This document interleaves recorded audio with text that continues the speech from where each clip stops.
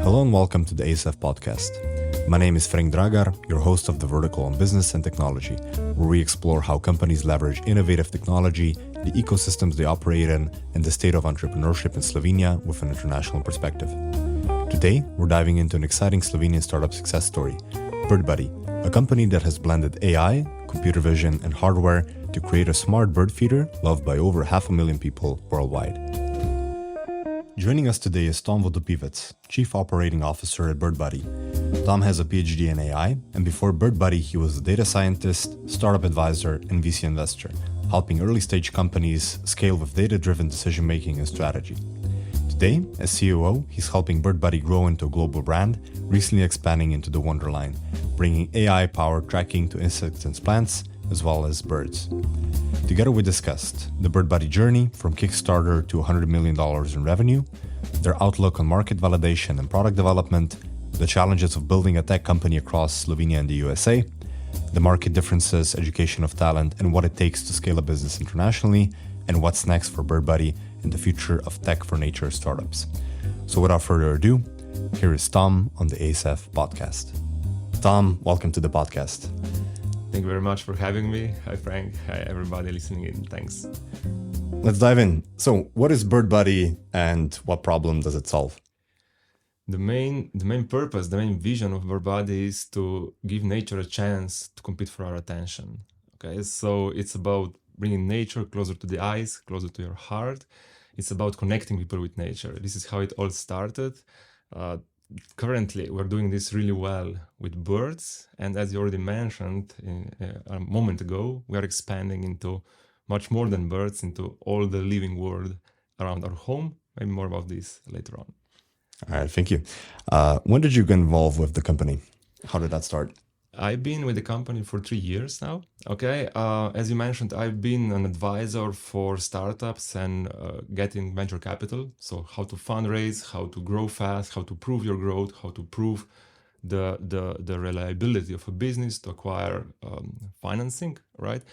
And this is how I started, advising the executive team. And then gradually my role expanded and I got deeper and deeper involved until it became a full-time role, not just looking at the company from outside and being all smart about how it should be done. I was given the tools in the hand and said, okay, dude, come help us and let's do it, right? And we got really good along with the founders and the executive team. So I picked up the tools and we started working together. Awesome. So the company started, so if we move back a bit, how did it start with the founders? What were the first steps? I was told there was like a Kickstarter journey. Can you tell me a bit about that? Exactly. So the company is originating from two Slovenian founders, and I came later to the party, but I'm super proud of them, and I regard it as by the book case how you build a startup, really, from scratch to international success. One of the founders came from a family which had relations with conservation of nature, natural parks, and this kind of stuff. The other founder came from the video game industry. They were friends, and when they put their heads together, this idea came, maybe we can bring nature in a playful way, in a modern way to people, right? And this is how the first idea came alive, and the validation happened through the Kickstarter campaign. Really, actually, before Kickstarter, there was validation done in the form of market testing. Those who are familiar, how do you validate the market? Collecting leads, and how much you pay for a lead, how much you pay for showing advertisements, and then converting those to emails. This is the test that was done before Kickstarter. Based on that, the two founders found, or let's say, gathered financial support from local business angels. Also, praise to those local angels who took the leap of faith so early on. And with this money, they went to Kickstarter prepared. So Kickstarter was not a validation campaign anymore. It was really a sales campaign, you know, that ought to be successful because the proof was gathered before Kickstarter even. Okay, nice. So they set up like a landing page they collected signups or like pre-orders? Exactly. From an idea on a piece of paper to a value proposition to a couple of designs, 3D designs, and a lender with a fake brand name, and just driving ads to this page and seeing if people would be willing to buy for it. So you get till the very end where you have to make a purchase, and then the purchase fails, right? It's good enough. It doesn't matter. The intent is what matters. And then you can measure how much you had to pay to get one person to show purchase intent. And then after a couple of iterations, already the first results were showing against industry benchmarks super strong results, like costs in the range of $1 or below. And based on that, they did the first physical prototype. This physical prototype was then used for the Kickstarter, media materials and the visuals and all of that. Before that, it was all digital and ideas translated into a landing page. That's great. So basically, you don't invest a bunch of money into developing a full product before you have some market validation. Right? Exactly. That is the rule number one. Okay, nice. So after the Kickstarter success, how did the company scale after? The first Kickstarter, this was at the end of 2020, okay, in the beginning of 2021. It brought in something like 5 million. It was the most successful Kickstarter historically in this category, okay? So that's consumer tech, or? It was a garden consumer, something like that. Okay. Yeah, this category. And this also created some tailwind from financial markets interest. So it was then easier to fundraise. So the two founders went on to close the seed round, basically. And already in the seed round, brought on board some major funds outside of Slovenia. So this was still happening, So the first angel in Slovenia, and then a good, or let's say the best local venture capital fund from Slovenia, and a pretty reputable one from UK, from London. And this is how they got the first money in. With that, they started to assemble a team. So the development had to start. The headcount went from 2 to something like 30 people in the beginning of 21, or let's say during 2021. And with that money and with that headcount, they started engineering and developing the product to fulfill the promise of Kickstarter. So in that year, the company was doing mostly pre-sales. So it was not a push on marketing. The marketing was done, right? The sales were done. That was a commitment to the market, to the customers, to bring this to market. So 2021, 2022 were mostly about developing.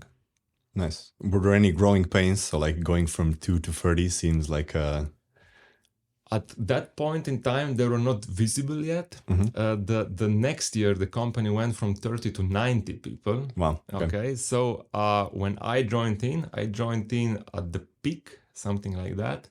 And then the growing pains started to show. If you don't have a really strong experience or a good methodology how to scale, then you kind of start getting in your own way. Right, and with too large of a headcount, too bloated of a headcount for what you want to achieve, you are not lean anymore. Right, so a lot of overhead starts happening, and actually this was one of my first tasks when I came at the company, to make some space to breathe again and to become lean and move fast in the way as the company used to when it was 30 or less people. Yeah, of course, and this is kind of the whole strength of a startup is to move fast, right? So you need to keep that in the DNA. Exactly. Yeah.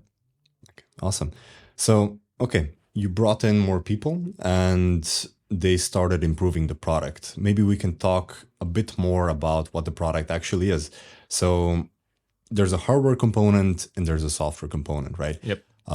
Can you tell me a bit about both, and we can just... Yep. About as it. the product is today, and I'm also super excited to tell you later more about what it will be tomorrow. It's a birdhouse, a bird feeder, so it's a piece of hardware. It's consumer electronics, okay? So it's a piece of hardware, it's a birdhouse, bird feeder that you pour in the seeds, and it has a camera model. And then you put it in your garden and the birds come and they eat from there. And the camera model has proximity sensors. And when there is a bird or any animal, really, any animal activity in front of the camera, It captures photos and videos. It sends them to the cloud. It does computer vision recognition of what's in the image, what type of animal, what type of bird, which individual bird even. And then this sends it down to you to your mobile app. Okay, so there is an iOS mobile app, there is an Apple and Android mobile app, and there is where you get these daily notifications of nature from your own home, your own garden, or maybe your friend's garden, or maybe your father's or mom's garden because you gifted it to them. So it's kind of this daily moments of happiness. Instead of getting tedious notifications about stuff happening around the world, you're getting this beautiful, peaceful, zen content of beautiful animals, birds in this case, you know, that you're taking care of at home. That sounds really, in this world, sometimes we need a bit more positivity. Exactly. Right? That's the whole idea. Yes. That's great. Okay. So, hardware, that probably changed quite significantly since the first kind of idea, all in digital. What version are you on now? Yeah. We have, so in terms of hardware, you can look at it from a perspective of pure physical components like industrial design, or pure electronical components, right? So the quality of the lens, the camera, the sensitivity of the sensors, and the capacity of the battery. The current generation is generation 2, and we are gonna launch generation 3 end of this year, and next year then already the generation 4 is already in the shaping. Now, so how did it change from the beginning? The purpose is what matters. So the purpose didn't change. And this is what is most important, that you keep a common thread, like an anchor on what the heck you want to achieve with it. Then it's just about the technology that's available on the market at that point in time, the state of the art available, to see how well you can deliver on that purpose. So from the first to the second generation, a wider camera angle, a shorter time to wake the device up, a better sensitivity to low light or better sensitivity to colors, things like that on the electronics and optics. In terms of the physical design, you figure out that maybe it's not super smooth how you fill the seeds in the tray, and then improvements there, or a magnet is not strong enough to hold the camera in place. Little improvements like that, always. If you go out with a product that you're immediately proud of, you're doing something wrong. You're too slow.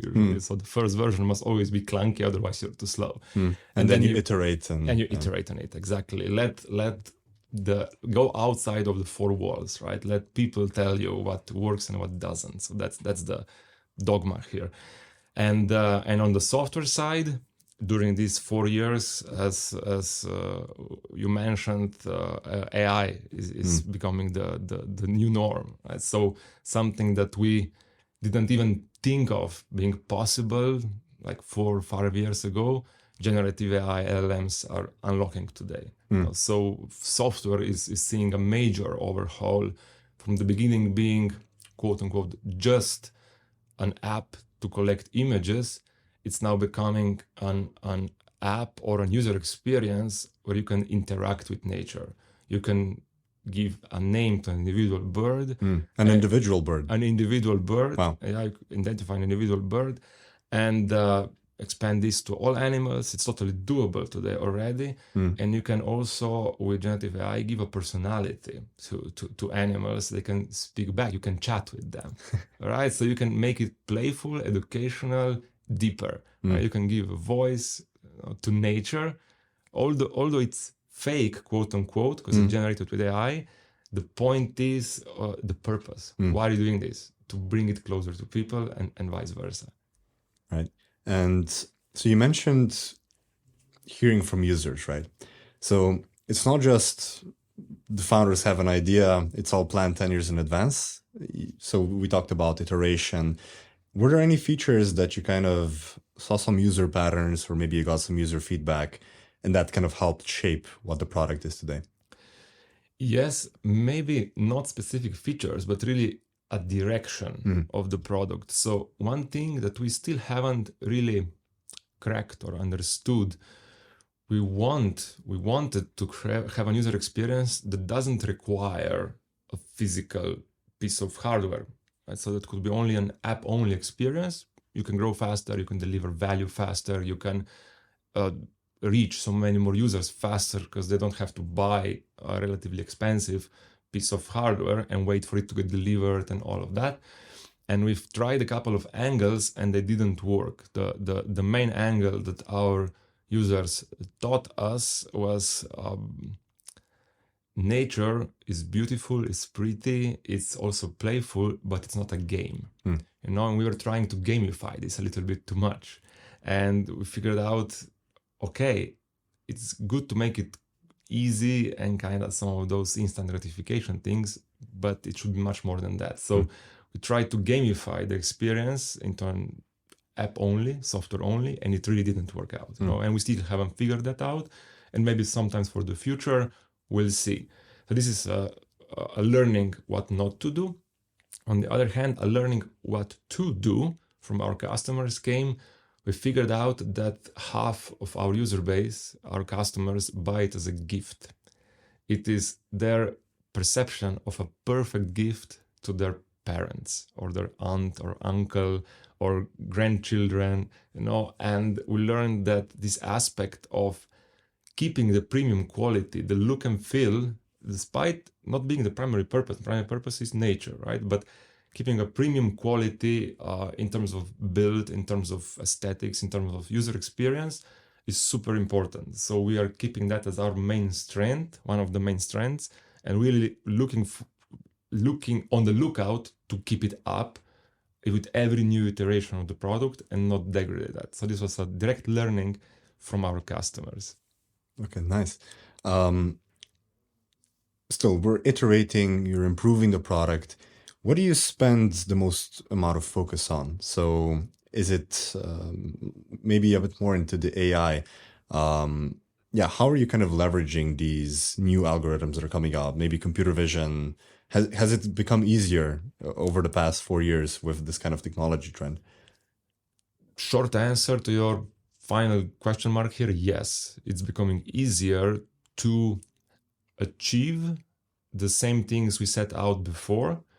On the other hand, we must not fall back because now we must not fall asleep, okay? Because with all the new technology that's coming out, if we don't leverage it, we'll fall behind, right? So maybe to the first part of the question, where do we put in most of our R&D? By our perception, R&D starts with ideation and validation. So the first marketing tests, this is not marketing, this is market validation, which is the first and integral part of any research and development, hence the research, right? So a lot of effort is put into market validation. Like any serious, bigger initiative, before we put any serious development into it, goes through, again, landing pages. A mock landing page or a fake landing page by oftentimes deliberately not using the bird body logo, not to skew the sentiment of the customers, of the market, because you have social proof, you have a reputation that might bloat your numbers, right? So you don't want that. You want an impartial signal from the market if this is something they even need. And then you test out a number of value propositions, angles, use cases that you present directly to the market, and you pick out those that the market understands the best. And then you start developing your MVP, minimum viable product, based on what the market said. At the same time, any product person or strategic entrepreneur will tell you, don't always listen just to the market. You should have your vision and stick to that. So there is a balance when, how much to listen to the market, and when say, okay, we tried this 3 times, it doesn't work, or when we say, we just haven't yet presented it the right way. So this is the trickiest part, when to decide this. At some point, you have to either kill an idea, which is always hard to do, right? But it should be done. Or then you decide to double down and actually go into developing some mock-up prototype and then again do a market validation. In terms of AI, we are actively, so we have a team dedicated for that and actively exploring and comparing the offering on the market. And you start out with the, ChatGPT API, and just integrate that. And this is exactly how we did it. And then we have a feature, it's called Nature Chat, and you can chat and learn about nature and all these things. And at the same time, we are exploring the capabilities of all other models, and for the sake of cost efficiency, because it would be an unbearable cost if you would run ChatGPT. Also, it wouldn't be, I would say, it wouldn't be most healthy to run all those algorithms for every person clicking on a mobile phone every time, right? So not respectful towards nature because of energy consumption. So we're looking at energy consumption / cost, right, and the capability of these models. So quite a chunk of R&D, especially in the last 12 to 18 months, is been also on this exploration. Interesting. Especially this kind of balancing between the almost scientific kind of validation part and the kind of visionary part. So yeah. Yep. Interesting. So talking about these experiments, one of them, I suppose, was the Wonderline. Can you tell me a bit more about that? So that's moving away from only bird watching into also insects and smaller animals. Exactly. The mission of the company, like I mentioned at the beginning, it stays the same. We're really doubling down on it. The entry angle in disconnecting people with nature was through birds. We feel we are very successful there, and we're the market leader in that segment, and we feel we got it. Kind of, we understand this. We know how to do it. We can incrementally work on it. The market is far from saturated. There is plenty of opportunity in birds only. We feel with the advent of AI and making it so much easier to recognize any plant, any animal, any wildlife around your home, it's actually opening us a door. Why wait and why we only on birds if we can do really to the full extent what we set out in the mission to do? So Wonder is really going to be the next name of the company. So Bird Body will be a product line within the Wonder brand, the Wonder universe. And wonder comes from, let's bring people daily moments of wonder. This is the whole idea, leveraging nature and helping nature in return. So Wonder products will still feature a camera. Camera is the eye looking into the world, gathering the information. But from that image and video, you can, with the help of AI, recognize so many things, all the plants that are growing in your garden or indoors. You can recognize the humidity of the soil. You can recognize when the first butterflies start coming in when the season is, and the butterfly might come and tell you with a notification, hey dude, look, the season is coming. There is 10,000 more my friends coming next week. Prepare the flowers. So you can bring it to the people in a playful yet educational manner. And also maybe a bit interactive, right? So super interactive, exactly. You might have, like, instead of saying the soil is dry, you should water your plants, Sammy, the sunflower, could tell you, hey dude, you forgot to water me for a week. That's not the best. Have you forgotten? Maybe guilt tripping you, for the fun of it. Or the tree might tell you, oh, it's tingling me again. There is a caterpillar climbing up. Look at that. So that's the idea. The technology is already allowing us to do that. And this is what the Wonder new brand, the new product line is all about, bringing this to life. We did some validations. You asked about validations, right? We did some validation last year already to figure out if our user base and our own understanding of the market expands beyond birds. And the first tests were very positive last year. That's why we put in significant design effort and brain effort to shape and design the whole Wonder products. It's 2 categories of products. And we brought them to the market, let's say, to showcase to journalists and the professional side of the market at CES conference in Vegas in January 2025 this year, where the reception was super positive. We were like in Wired, in TechCrunch, in Wirecutter, in all of those main worldwide technology outlets as among top 10, top 20 startups or companies, cool products that they've seen. So super positive reception. This was the step number 2 of the validation. The step number 3 is going on Kickstarter in 1 month. All right. Looking forward to it. Maybe just a tangent. I also wanted to kind of mention, CES or like trade shows in general. How was your experience? Like, what's the value for your company of these? You should really know why you're doing it. Okay, it is a massive investment. It's a massive investment, primarily of time. Of course, how much money you want to put in depends how big of a booth you want to have and how much prototypes you want to bring there and all of that stuff. But primarily, it's about focus. So, are you gonna put in like just, I don't know, 2 salespeople just to go mingle and hang out and keep the pulse on the market? That's valid, totally valid. Do that. It's worthwhile. It's worth it. You wanna show something to the world or do some validation or maybe awe somebody, okay, then think through how much is this really worth it and how big of an effort it's going to be. I can tell you from our example this year, we put in some considerable resources. It was like the major focus of the majority of the team. It's 50 people according to the company, so more than half of the people worked on this for a month or two at least. So this is a major yearly project, if you will, with the primary purpose, let's test if Wonder is perceived by the professionals and journalists as we perceive it. Just a strong validation whether we can do that, and it was super positive. So we're happy, and we have now proof to double down the investment. And the other one was our existing partners, so strategic partners.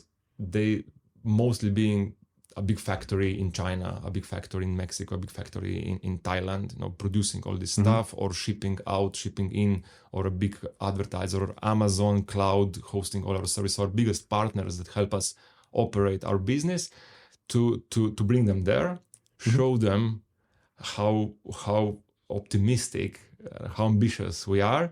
And also, we just closed the last year. Our top season is always Q4, the Christmas season. We had super strong results in November and December. So we came in January to the CES trade show equipped with great business results from just fresh out of the oven, and with a ton of visionary, very ambitious, but still already to some degree validated products.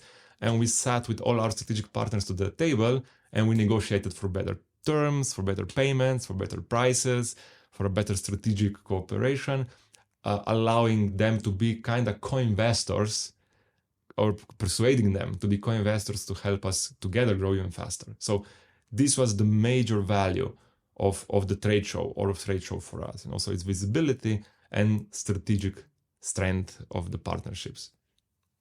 Awesome. Keeping in line with this kind of international business topic, so this company started out in Slovenia. It then quickly moved to the US. So I guess the headquarters in the US, and there's like a lot of R&D in Slovenia. What are the challenges of this kind of switch? And especially, there's a big ocean between the continents. I'm sure there's differences in the markets. There are differences in the engineers, sales. Can you tell me a bit about that? Yep. Maybe somebody would say, okay, it's the US market, it's the European market, it's all this like Western developed world, potato. No, it's pretty far away from that. It's the culture is significantly different. Okay, not that significantly different as between Europe and China, for example, but the way the United States operate as a competitive market, economical market, is something very different from how we are used to operate in Europe, where it's much more fragmented, compartmentalized across industries or across countries. So the first difference is, if you want to succeed on the market, on the US market, you need to have some knowledge of that. You need to be aware, you need to have some cultural insight, especially if you go consumer, right? If you go business to business, it's a different story. I'm talking about, but in this case, consumer markets. You need to understand how people live there. Otherwise, you can't bring a product to them. It's a different way of life. Also, US, it's a whole continent. It's different, West Coast, East Coast, Midwest, it's all different. So first difference is this: you need some insider knowledge about the US culture, the US market, to be able to position a product there. The other big difference, and also lack of knowledge that we have in this region here, or in Central Europe, or in Slovenia and the Balkans, entrepreneurship. Okay, what it means to build an ambitious, fast-growing company, fast-growing startup. How do you set up a cap table, equity, shareholders? Where do you get the first money? How do you get out to the venture capital funds, those that can really open the doors like for years ahead? Now, this is something that is in Europe in general slower. It's a slower industry. Europe is not venture capital lead. US and China are, right? So this is a major difference. And if you have a network or connections or mentors or people you trust in US to set up the company in the right way from the get-go and open you the doors to the first couple of investments, this can make or break the whole venture, regardless of the idea, right? So these two aspects come, the market and the financing. And then the third aspect, when it comes to running the business or staffing the business and operating the business, it is related to what we just said right now. The talent here, also how it's regarded like internationally. We have really good domain experts. We have really good engineers, really good technical talent. So when it's a specific domain, also designers, like really, really good here in Europe, in Slovenia, in this region here. Where are we lacking and where are we weak is really like entrepreneurship, sales, but not sales like we're used to this kind of Balkan way of sales, right? Like the true essence of what it means to put a value proposition to the market, research it, understand what the people on the market want and need, how they perceive it, and then you make a sale, which is a commitment to deliver them something. So this, I would say that the healthy interpretation of what a sale is, it's almost a validation and a promise, right? And then you bring the value to them. So this perception, and this is very intertwined with entrepreneurship. How do you create something that people want, and they pay for it because they want to pay for it, not because you kind of, hype them into doing it or clickbait into doing that. So this is skill sets that are very rare here. There is no schools that teach this in a really, like, not even the curriculums. There is entrepreneurship and kind of technology startups is still in the early stages here. You can count on the 10 fingers the amount of successful technological startups coming from Slovenia and from this region. There is some really good ones, but it's really few of them, not yet enough to build a culture across the country. And this relates so to another type of talent that is hard to find here, which is product people. Okay, so product managers. So what even is a product manager is a concept that is very alien to this region here. It's almost an entrepreneur. Okay, it's almost an entrepreneur, and it's super hard to find good product managers around here, especially because you need some that understand the target market. So in our case, developers, operations, customer support, customer engagement, also designers, great in Slovenia. Finance for the financial markets in US, we need in US. For the venture capital markets in US, you need in US. For accessing the Target, Best Buy, Costco, Walmart, retail chain stores, you need somebody who understands the language of those retailers in US. For developing a product for the US market, you need a US product manager. Super interesting. So breaking down some of these topics a bit more, I really like you mentioned education as one of the major topics. I also agree, or like we've heard even on this podcast in previous episodes of like youth entrepreneurship. We've talked with some VCs, some university spinouts. We have great engineers and our technical and domain skills are world class. World class, yeah. But this entrepreneurship, I guess maybe we don't have such a history of this. This is probably one of the factors. That's for sure, yeah. Yeah. And then I also think that it's hard to teach this in a school. I don't think you can become a great entrepreneur by studying entrepreneurship, right? Yes. Yeah. You just have to do it, right? And I think this is why it's great that companies such as yours are kind of doing this are pushing what the state of the art in our kind of local region is. And hopefully, when a company becomes successful, at some point, there's either a sale, acquisition, or something, they become, out of these entrepreneurs, out of the founders especially, or the early people, it becomes kind of a cluster. Like we've heard of the PayPal mafia and stuff like that, right? Yeah. And then these people start more companies, Exactly. and the cycle kind of spins up. Exactly. And on this point, I will call out like Silicon Gardens is one such institution, a venture capital fund, and aggregation of this kind of people here in Slovenia, and they're trying to do exactly that. And kudos for that. And by the way, Gregor was Gregor Rebol from Silicon Gardens was on the previous episode of the podcast. Yeah. Perfect. Yeah. So you already know all about him and about them. Praise to what they're doing, and they're trying to achieve exactly what we're talking right now. And there is still just a handful of these kind of entrepreneurs, and but you have to start somewhere, right? And you mentioned you can't learn this in school. We should teach this in schools so that you have the basics, and then you have to learn this by doing. There is no other way.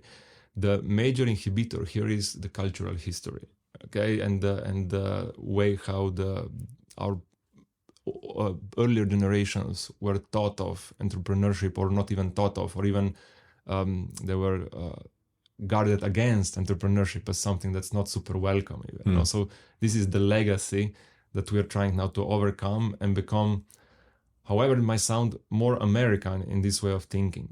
There is pros and cons, there is a good balance. We definitely need to become more American when it comes to entrepreneurship and creating new value and be audacious about it. Yeah, exactly. So we can learn from the good parts, of course. We need to kind of incorporate them. Yep. I'm sure they'll be different in Europe. Definitely. And this is what happens. You can't just copy paste something you can't from some other area. Yep. But I'm also looking forward to kind of seeing the development of this likewise over the years. It's still to come, and it's going to be awesome. Yes.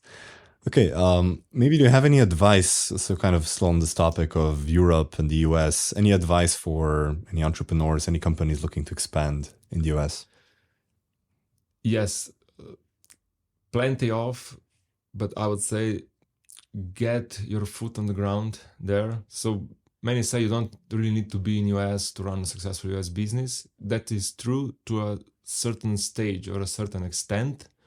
Also, the two founders that started, the two Slovenian co-founders that started the company, one of them was in US previously with some of his earlier companies, and also in a US accelerator, and the East Coast and the West Coast. So he knew the lay of the ground, right? So you cannot do a successful business just remotely. You don't need to be there full time. It's not at the beginning, but get there, get a network, get some people who will help you on the ground, at least in the initial stages, how to set up the company, right? So BirdBuddy was from the very early get-go incorporated in both Slovenia and the US, and then at the first opportunity of a serious external investor in the seed round, the proper corporate structure was set up so that the Slovenian is a subsidiary of the US.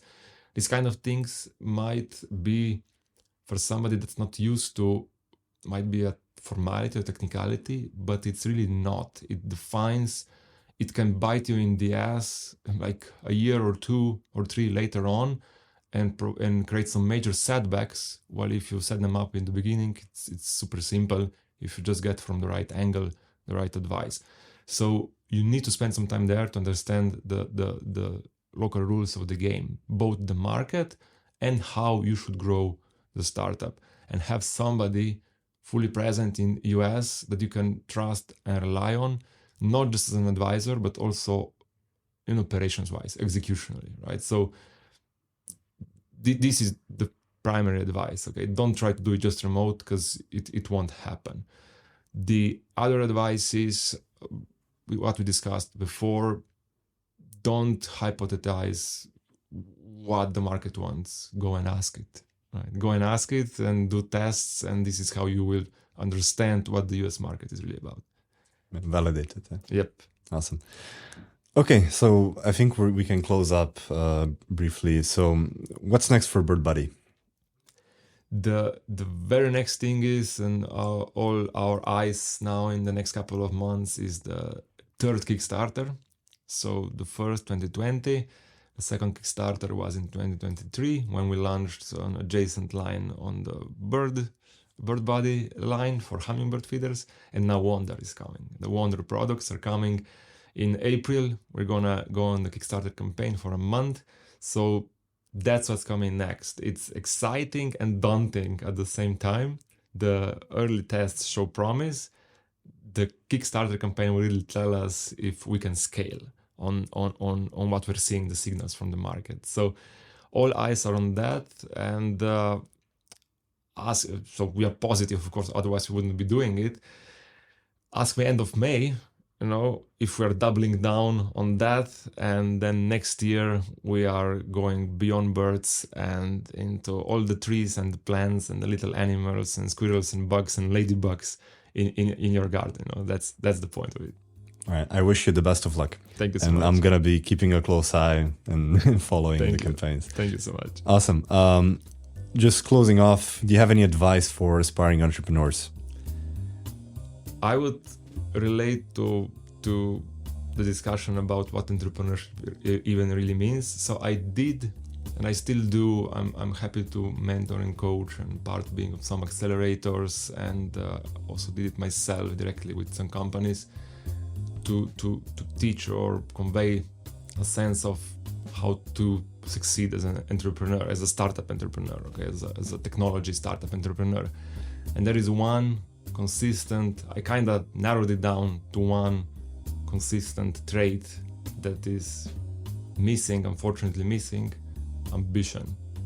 Okay, so ambition. If there is one thing that I want to convey, I want to see more around here, and I want to really inspire or instill in anybody who dares to go on an entrepreneurial path, be ambitious. Like, if you will be ambitious, if you will be hungry for succeeding, whatever success is in your definition, if you'll be hungry, you will overcome mountains. You will be happy to shed bricks, but you will also be happy when you succeed at every next milestone that you break through with your venture, with your startup, your product, your idea. So ambition is the main thing that I think is lacking here. And so my advice would be, go big or go home, right? And you can go big because we are really, really smart. We just don't know. We don't know how smart we are. We don't dare to, so just go big. All right. Thank you, Tom, for taking the time today, sharing your insights, and thank you to our listeners for tuning in. Stay curious, and we'll see you in the next episode. Thank you very much. Thank you for listening to this episode of the ASEF Podcast. If you enjoyed it, please share it with your friends or leave a review on Spotify or Apple Podcasts.